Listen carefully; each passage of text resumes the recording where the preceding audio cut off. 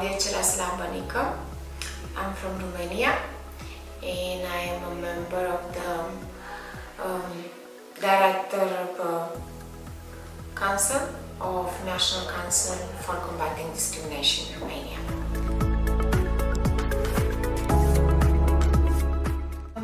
In general, young people are considered being one of the vulnerable groups regarding the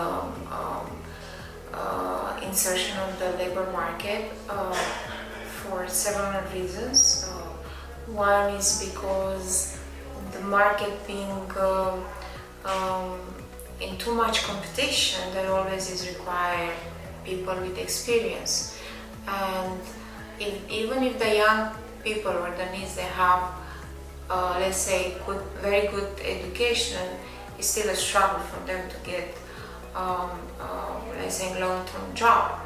Imagine that the vulnerable needs which are coming from vulnerable communities like, let's say, poor rural area, migrants or Roma, for them the obstacles will be much higher, and in fact they suffer disproportionate experience in comparison with a need which is young. And all of these together, all the needs in comparison, they suffer more obstacles than in general, let's say, people who are already on the employment market, or they want to enter an employment market but they have the experience, the expertise. So it's a very vicious circle of exclusion, but at the same time, in my opinion, is they suffer, most of them, intersectional discrimination because of the different identities that they have, and the layers of the exclusion. And I just give an example. A Roma young person suffers discrimination on employment market, and it's already about intersectional discrimination. But when we talk about Roma girls, they have an additional layer of exclusion or additional obstacles which they need to confront. And this is because of, let's say, the several identities or criteria. Mainly one which is first is gender, then definitely is Roma ethnicity, and then can be poor Roma girl, or a Roma girl coming from a rural community, or a Roma girl without, let's say, the so required education, and so on. So yes, this is of course, in Romania we have policies, we have legislation in place, but in spite of that, unfortunately, the data shows that Romania is still not yet there when it's coming to the employment of needs.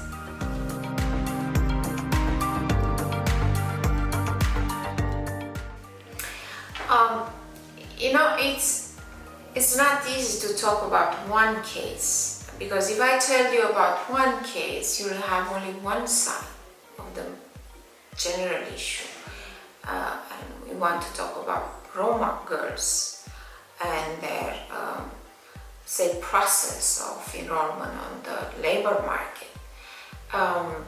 And the different experiences that I have, it always gives me different input.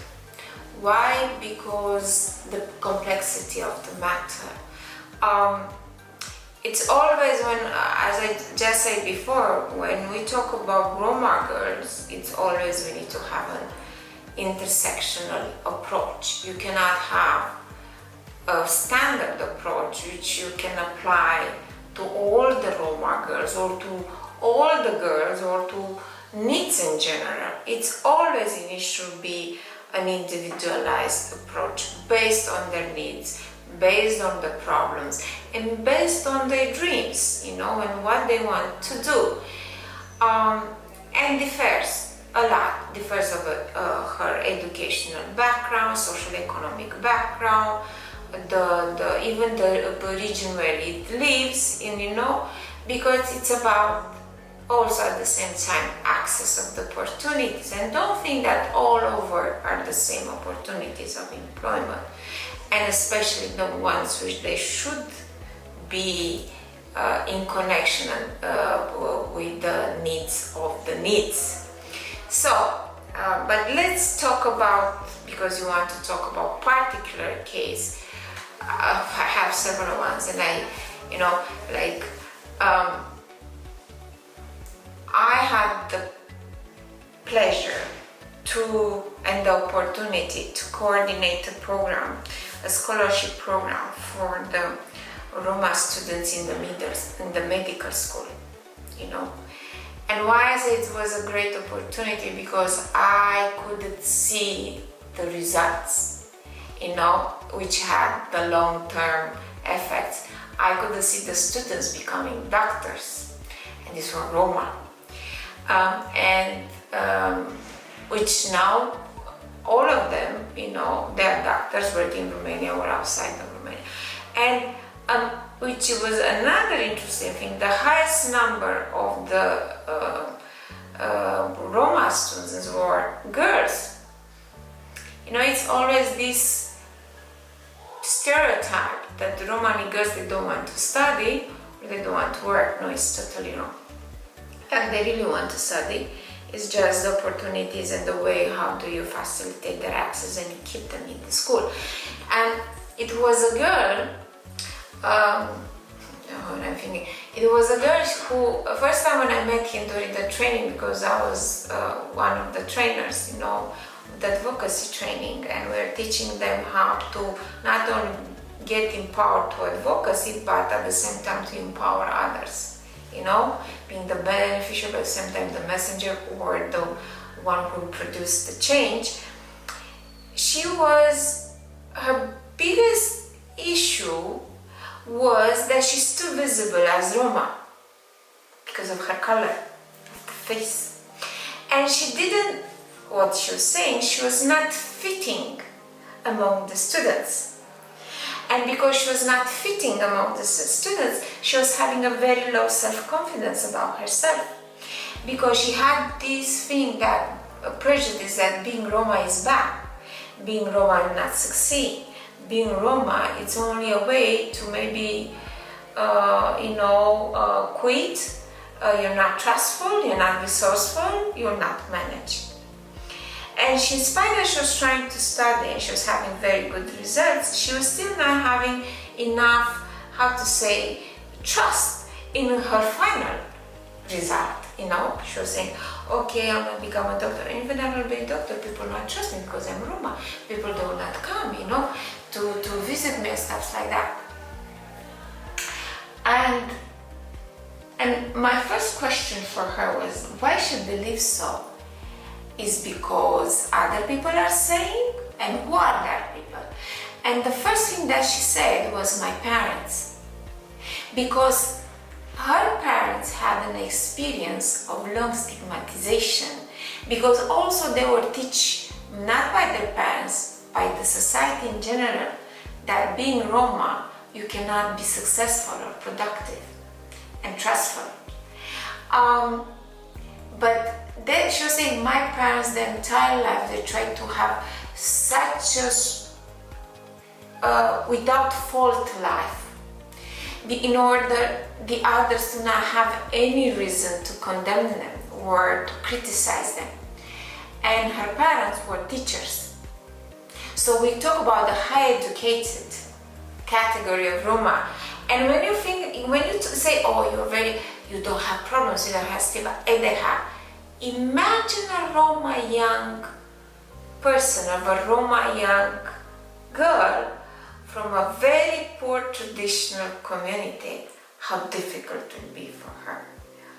So we talk about the thing, and in the end what was interesting is that because me telling her that is not true was not enough strong for her to change her attitude, what I did is that I created a group of girls with similar or not similar stories, but always they have the main issue of being stigmatized, being Roma. And then she understood that she's not the only one who thinks like that. But at the same time, what I did, because we're there, most of us, we're Roma women trainers, we told about our stories, you know, and in fact to show them that also we suffered the same, but we change our story. Because in the end, you need to tell them that the power of change is in them. And the biggest change that they can do is the commitment to themselves that they want a different life and to work for that, you know. And yes, it's difficult to be in a racist society, but if you, how to say it, if you absorb what society thinks about you, never succeed, you always become a victim. So you need to change your attitude from victim to change it in a fighter. The girl now, she's a doctor. She's in fact a doctor in Spain. She's a cardiologist, a surgeon. Oh, okay. She's a surgeon.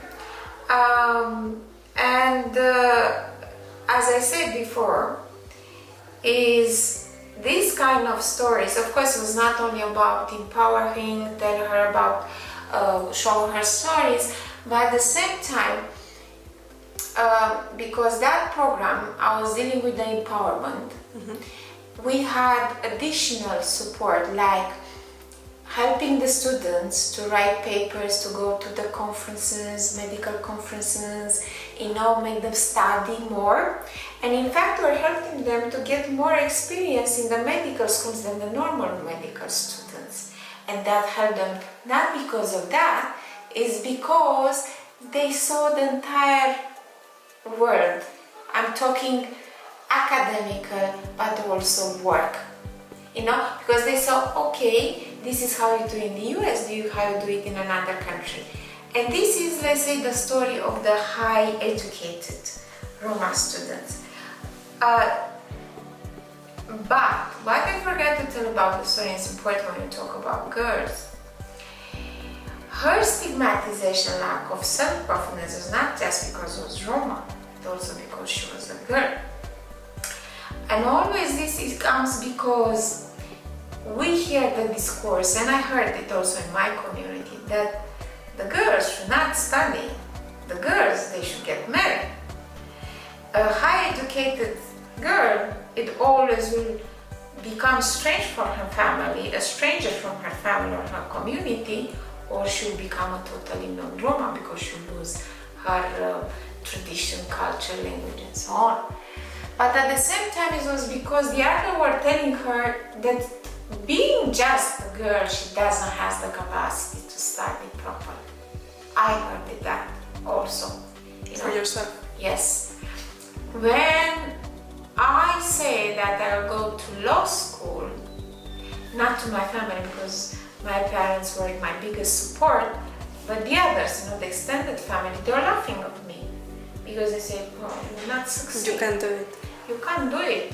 And not because I was Roma, but because I was girl. You know, and that in a way motivated me. But this is a very positive stories. But when you work with Roma girls, especially the most vulnerable, the first thing that you need to understand, or the mentor, the coach should have in mind, are the following things, and I'll just enumerate. 1.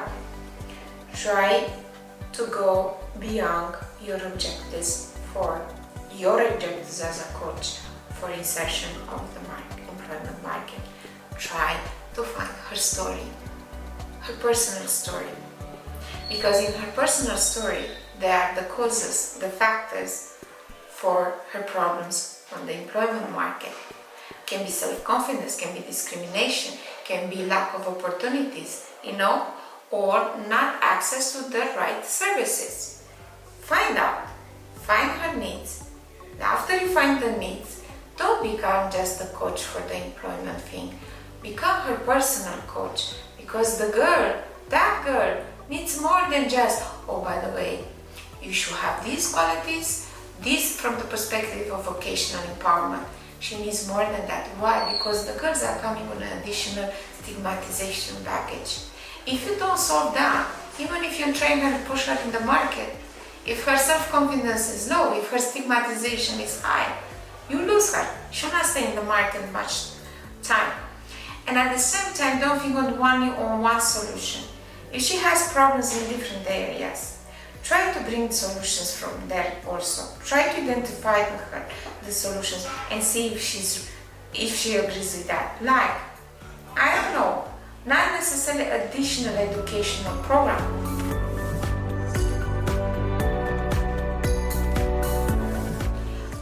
Of course, be a good communicator. Second, I think the second will be the first, not having prejudices against Roma. And also women, so you need to have both. Second, a good communicator, a good listener, proactive, because sometimes the young people in general, but when they're not so ready to talk about, so you need to be a little,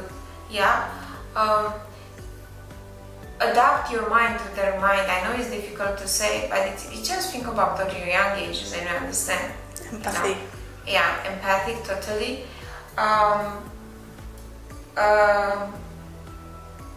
See how usually they communicate, if it's IT, if it's chatting, if it's, even gossiping, you can start like that, by gossiping about someone who succeeds, Bring positive stories, but as well the one which they didn't succeed, by showing the effects, because they can see what life will be for them if they don't go on a different road is important.